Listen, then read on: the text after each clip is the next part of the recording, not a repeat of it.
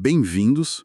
Hoje a gente vai mergulhar num assunto que, olha, fazemos todo santo dia sem nem pensar: comer. Mas como é que a comida anda pelo nosso corpo? Qual a mecânica por trás disso? Vamos nessa jornada incrível pelo trato digestório. A ideia aqui é desvendar como funciona essa coisa de empurrar e misturar o alimento, sabe? Usando a fisiologia como base. E antes da gente começar, um lembrete rápido. Se você curte fisiologia, dá uma olhada no canal Fisiofácil. Tem muito conteúdo bacana lá. Bom, vamos lá? Vamos sim. Então, para começar, é legal saber que tem basicamente dois tipos de movimento principais rolando no nosso sistema digestório, né? Um é o que empurra a comida para frente, o famoso peristaltismo. Imagina uma ondinha levando o alimento, sabe? E o outro são os movimentos de mistura. Esses, bom, eles chacoalham tudo, misturam bem o conteúdo com os sucos digestivos. Peristaltismo.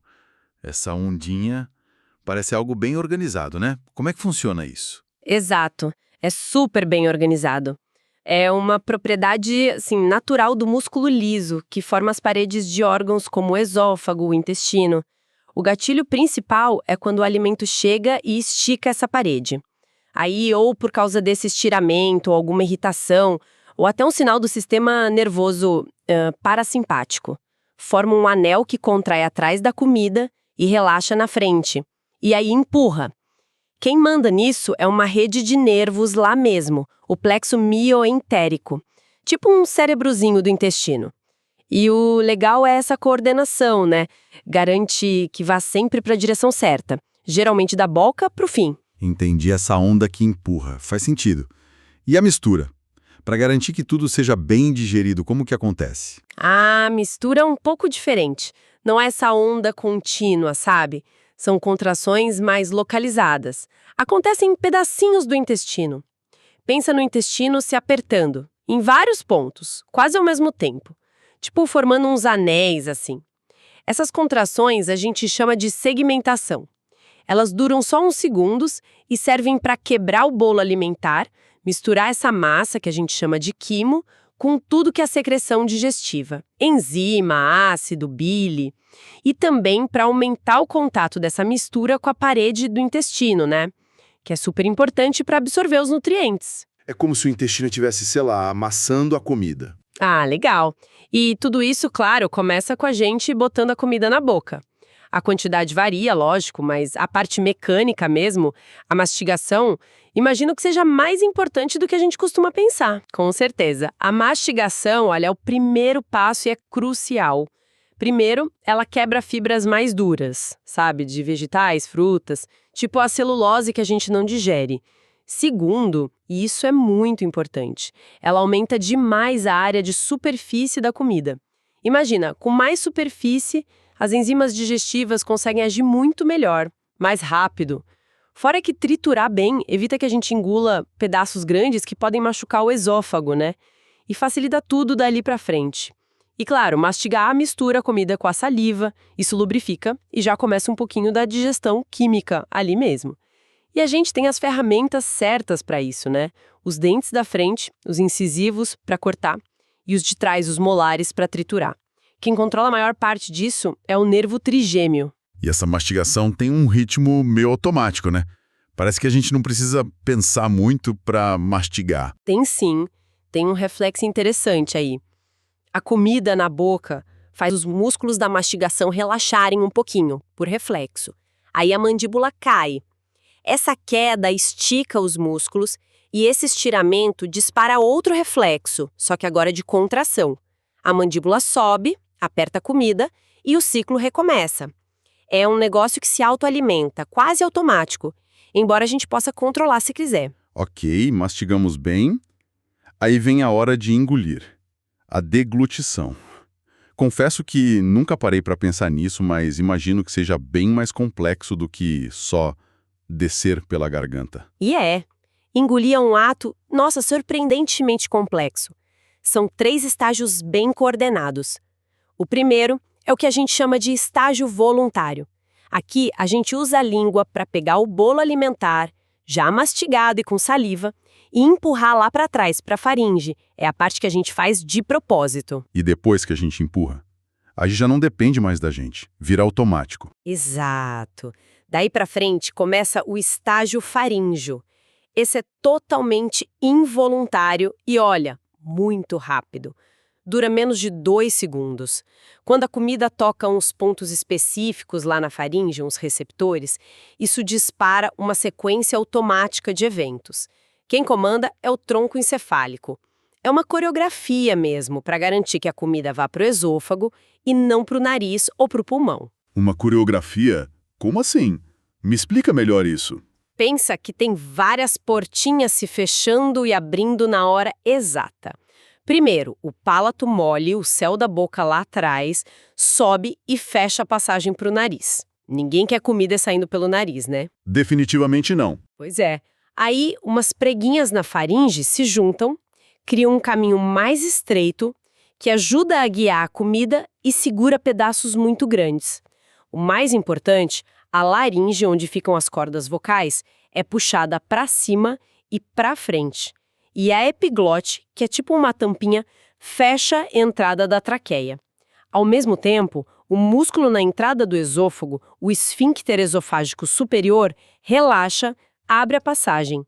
E para finalizar, os músculos da faringe contraem em onda de cima para baixo e empurram o bolo para dentro do esôfago que acabou de abrir. Caramba! E o mais doido, durante esses menos de 2 segundos, a respiração para. O cérebro pausa a respiração rapidinho para evitar que a gente engasgue. Tudo muito rápido e coordenado. Uau, realmente muito mais complexo do que parece.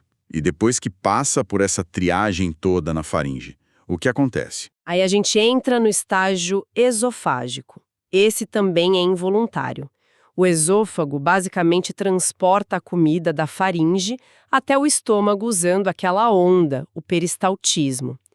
Tem o peristaltismo primário, que é só a continuação da onda que começou lá na faringe. Leva uns 8, 10 segundos para a comida descer pelo esôfago. E se por acaso ficar alguma coisinha presa no caminho, o próprio estiramento do esôfago naquele ponto dispara ondas secundárias de peristaltismo para limpar o que ficou para trás. Entendi. E quando chega lá embaixo, na porta do estômago, tem alguma barreira ali também? Tem sim? É o esfíncter esofágico inferior, ou gastroesofágico. É o outro anel de músculo. Normalmente ele fica fechado, contraído. Isso é super importante para impedir que o ácido do estômago volte para o esôfago, que é o famoso refluxo, né? Mas quando a onda do peristaltismo está chegando, esse esfíncter relaxa. E a parte de cima do estômago também relaxa um pouco junto. A gente chama isso de relaxamento receptivo. Isso permite que a comida entre suavemente no estômago. Quem comanda esse relaxamento são sinais nervosos específicos que liberam substâncias tipo VIP ou óxido nítrico. Se esse esfíncter não relaxar direito, aí dá problema. Causa uma condição chamada acalásia. A comida fica meio que entalada para passar para o estômago. Entendi. Pronto, o alimento venceu mais essa etapa, chegou no estômago, e aí? Ele não fica só parado lá esperando, né? Quais as funções dele nesse momento? De jeito nenhum, o estômago é super ativo. Tem 3 funções motoras principais. A primeira é armazenar. Ele consegue se expandir muito, sabe? Pode caber fácil 1 litro, 1,5 litro de comida sem que a pressão lá dentro aumente demais. Isso acontece porque, conforme a comida chega, um reflexo nervoso, chamado vago vagal, faz a parede muscular do estômago relaxar, se esticar. A comida vai se ajeitando em camadas lá dentro. Interessante essa capacidade de guardar tanta comida. E depois de guardar, o que ele faz? Depois vem a mistura.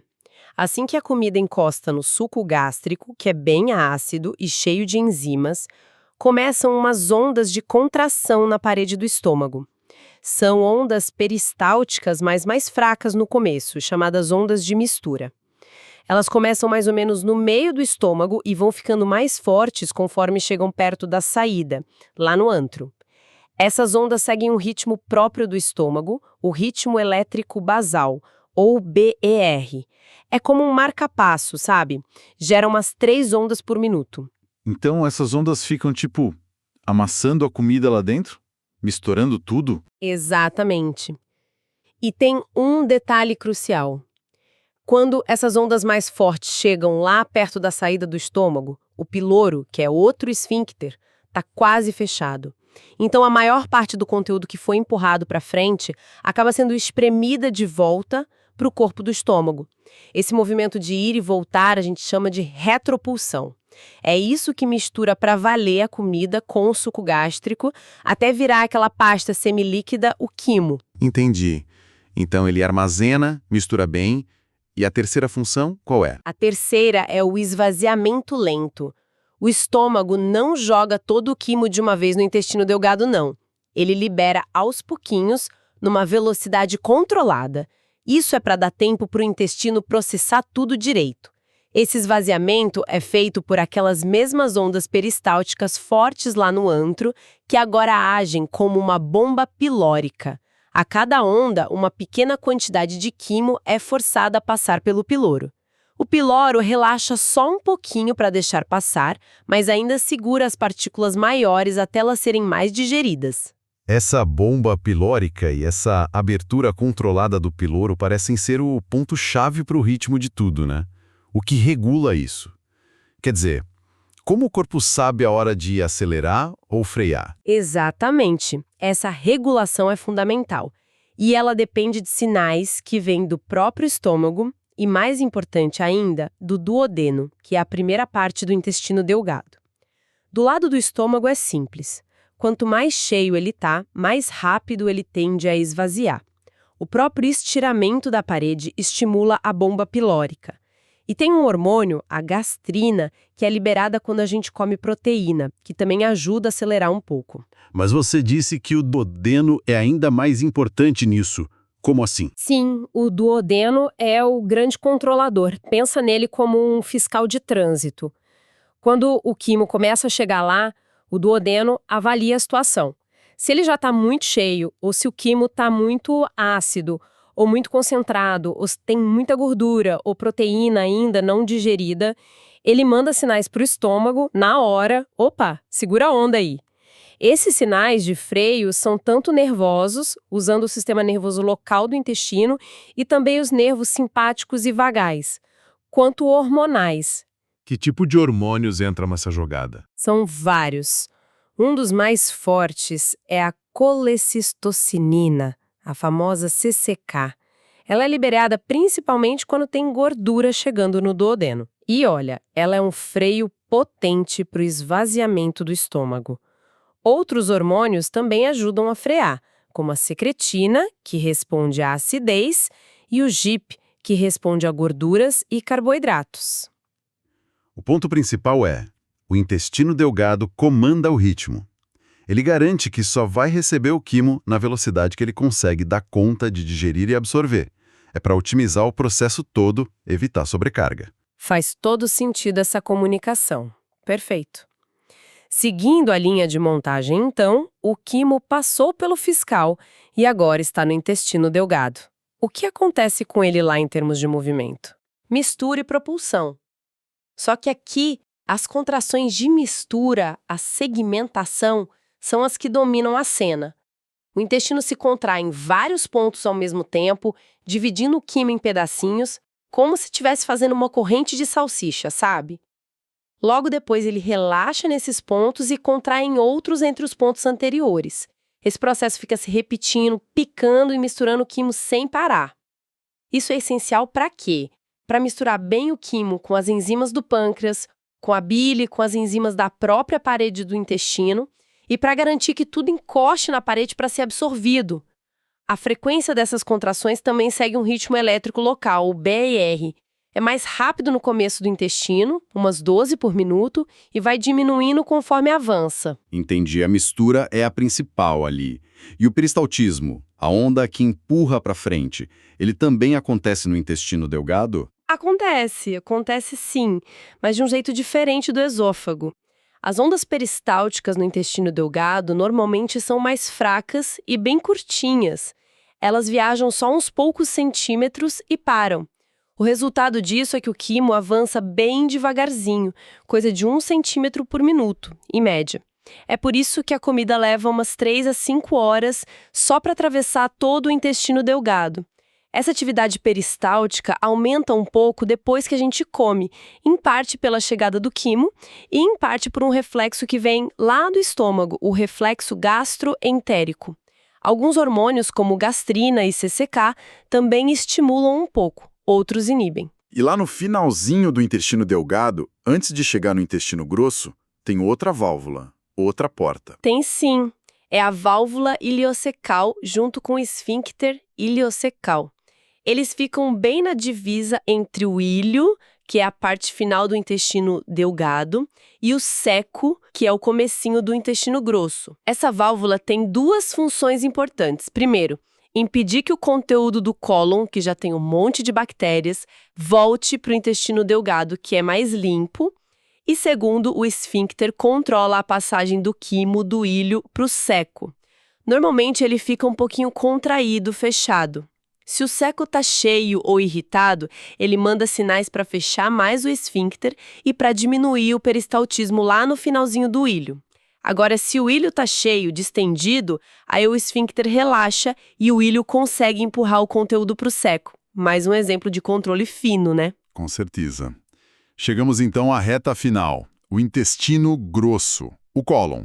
Funções diferentes aqui, imagino que os movimentos também sejam bem adaptados, certo? Exatamente. As grandes tarefas do cólon são basicamente absorver o resto da água e dos eletrólitos do quimo, transformando ele em fezes mais sólidas, e guardar essas fezes até a hora de ir ao banheiro.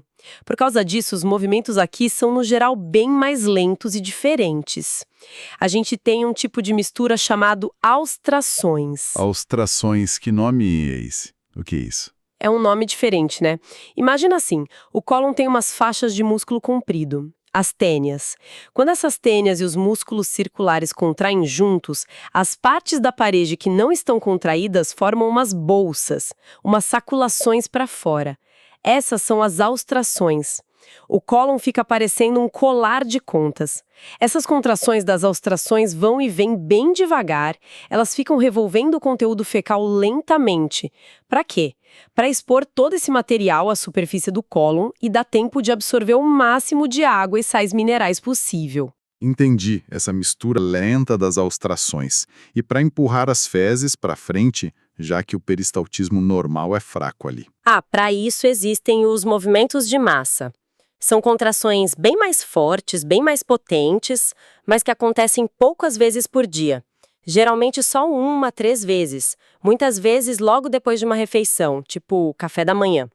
É um tipo especial de peristaltismo. Uma área do cólon, por exemplo, lá no transverso, se contrai, e aí na frente dessa contração, um pedaço longo do cólon, tipo uns 20 centímetros ou mais, perde as austrações e se contrai como se fosse um bloco só. Isso empurra uma grande quantidade de fezes de uma vez, lá para a parte final do cólon, para o sigmoide e para o reto. Esses movimentos são estimulados por reflexos que vêm lá do estômago e do duodeno quando eles se enchem. São os reflexos gastrocólico e duodenocólico. E são esses movimentos de massa que acabam levando ao último passo, a defecação. Isso. Geralmente são eles que empurram as fezes para o reto. Normalmente, o reto, que é a parte finalzinha mesmo, está vazio. Quando o movimento de massa joga as fezes lá dentro, a parede do reto se estica, se distende. Essa distensão é o gatilho que dispara o reflexo da defecação. Esse reflexo tem 2 partes. Uma local, mais fraca, que envolve só os nervos da parede do intestino, e uma parte mais forte que envolve a medula espinhal, um reflexo parasimpático. Juntos, eles fazem o quê? Aumentam as contrações no cólon descendente, no sigmoide e no reto, e relaxam o esfíncter anal interno. Esse interno a gente não controla, ele é involuntário. Mas a gente tem controle sobre a hora de ir ao banheiro, né? Onde entra o nosso controle? Exato. O nosso controle está no esfíncter anal externo. Esse sim é um músculo estriado, voluntário, que a gente controla conscientemente.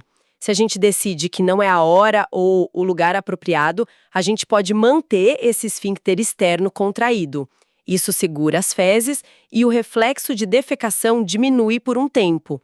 Agora, se as condições estão ok e a gente relaxa voluntariamente esse esfíncter externo, aí sim a defecação acontece. Muitas vezes a gente ainda dá uma ajudinha contraindo os músculos do abdômen, né? Entendi. Além de todos esses reflexos que coordenam cada etapa direitinho, existem outros reflexos importantes que afetam o intestino de uma forma mais geral, talvez, vindo de outros órgãos. Sim, existem alguns outros reflexos autônomos que são importantes, geralmente com o efeito de inibir, de frear a atividade do intestino. Por exemplo, tem o reflexo peritoneal intestinal. Se acontecer uma inflamação séria no peritônio, que é aquela membrana que reveste a barriga por dentro, tipo numa peritonite, isso dispara um reflexo que inibe fortemente os movimentos do intestino. Pode até causar uma paralisia temporária, o chamado íleo paralítico. É como um mecanismo de defesa para aquietar o intestino inflamado. Da mesma forma, se tiver alguma irritação nos rins ou na bexiga, isso também pode, por reflexo reno-intestinal e vísico-intestinal, diminuir a atividade do intestino. Ufa, realmente. Nossa, impressionante pensar em toda essa sequência, essa dança super coordenada de músculos, nervos, hormônios, tudo trabalhando junto para mover nosso alimento. Desde a mastigação até o finalzinho, é uma operação muito complexa e quase toda automática, né? Então, o que a gente tira disso tudo? Mostra o quão afinado e bem regulado é o nosso sistema digestório, na maior parte do tempo, pelo menos. Sem dúvida nenhuma. Entender essa mecânica toda faz a gente valorizar mais a eficiência com que tudo isso funciona, né? Quase sempre sem a gente nem perceber. E também nos ajuda a ter uma ideia do que pode estar acontecendo quando surgem problemas, né? Má digestão, prisão de ventre, diarreia, refluxo. Cada etapa tem seus mecanismos, seus controles, e algo pode sair do eixo. E essa complexidade toda, essa automação, me levanta uma questão interessante para a gente pensar. Sim, exatamente. Considerando toda essa regulação fina, que responde a coisas tão internas, tão específicas como a acidez do quimo ou a quantidade de gordura, fico pensando, como será que fatores que vêm mais de fora, sabe? Tipo, o estresse crônico que afeta tanta gente hoje em dia, ou mesmo os nossos padrões alimentares, nosso estilo de vida, até o estado emocional, como será que tudo isso pode acabar influenciando, mesmo que sutilmente, esses reflexos e esses movimentos todos ao longo do tempo? Será que eles podem, sei lá, alterar o ritmo ou a eficiência da nossa digestão de formas que a gente nem nota diretamente no dia a dia, mas que a longo prazo fazem diferença? É uma ótima reflexão, hein? Fica aí para a gente pensar. E com essa provocação, a gente encerra essa nossa análise detalhada de hoje sobre a incrível jornada mecânica do alimento pelo trato digestório.